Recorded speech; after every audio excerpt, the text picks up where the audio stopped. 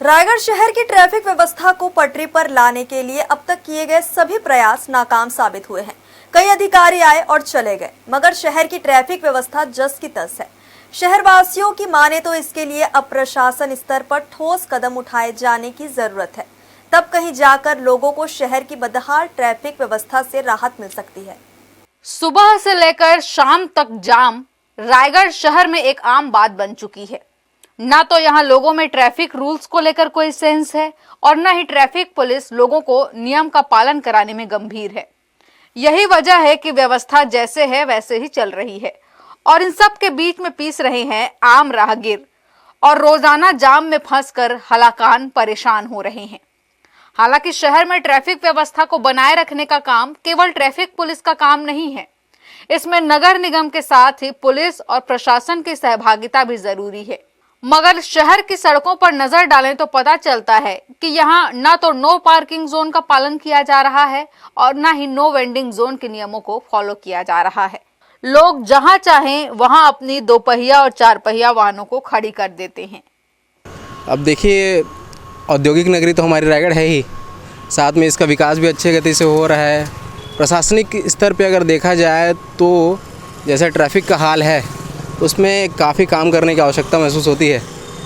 अभी देखेंगे तो सड़कें भी उतनी चौड़ी है नहीं मार्केट के अंदर, जैसे खास करके अगर इसमें देखा जाए तो आपका जो सुभाष चौक वाला एरिया है इसमें काफ़ी संकरे रोड हैं। साथ में अगर शाम के अगर टाइम में देखा जाए तो मार्केट में काफ़ी भीड़ भाड़ रहती है, कहीं पार्किंग की व्यवस्था नहीं है। दूसरी बात, आम जनता के लिए कोई भी व्यवस्था नहीं है इसमें, खास करके फुटपाथ का।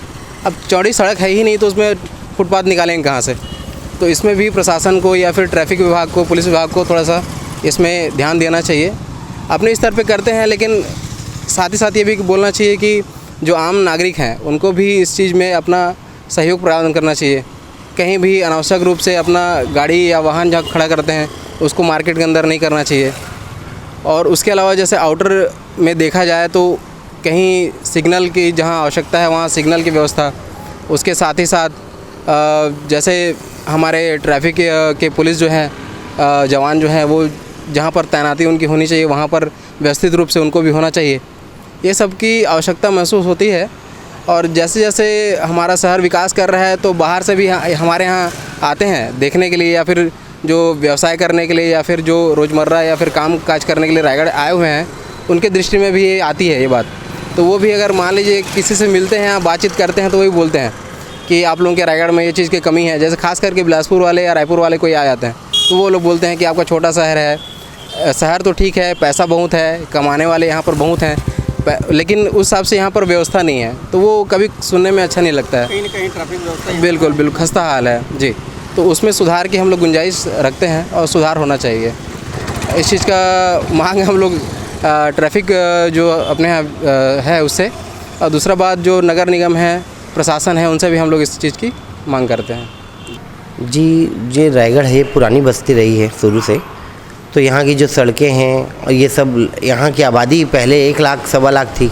आज यहाँ औद्योगिकरण के कारण और बाहर के सब आने के लोगों के कारण यहाँ की आबादी लगभग 4 लाख हो चुकी है और इतनी कार, इतनी गाड़ियाँ नई आ चुकी हैं कि अब यहाँ की सड़कों की ज़रूरी है चौड़ीकरण करना। और ओवर ब्रिज के नीचे से लेके हर जगह अवैध दुकानें, हर जगह अवैध रूप से खड़े हुए फल ठेले के कारण पूरा शहर अस्त व्यस्त हो चुका है। जब तक ट्रैफिक और नगर निगम एक साथ कार्रवाई नहीं करती तब तक इसको ट्रैफिक से हमको निजात नहीं मिल सकती। जी, ट्रैफिक विभाग के द्वारा सिर्फ नाम मात्र की कार्रवाई करते हैं। जो गाड़ियां खड़ी हैं उनको आगे बढ़वा दो, किसी को चालान कर दो, किसी में लॉक लगा दो, वो यहाँ का उससे सुधार नहीं होने वाला। उनको मेन है कि जो ओवरब्रिज के नीचे, पूरा ओवरब्रिज के नीचे अवैध फल दुकान लग चुकी हैं। वही हाल वहाँ के पूरा सब्जी मंडी के आसपास से पूरा फल दुकानों का घेरा बन गया है। जो सड़कें 40 फीट की तो वो 10-10 फीट तो उन्होंने कब्जा कर ली है और उसके बाद फिर गाड़ियाँ खड़ी हो जाती हैं। तो उन अवैध पार्किंग और अवैध निर्माण के कारण शहर अस्त व्यस्त हो चुका है। शहर में चौड़ीकरण की इतनी ज़्यादा ज़रूरत नहीं है जितना अवैध निर्माण हटाने की ज़रूरत है।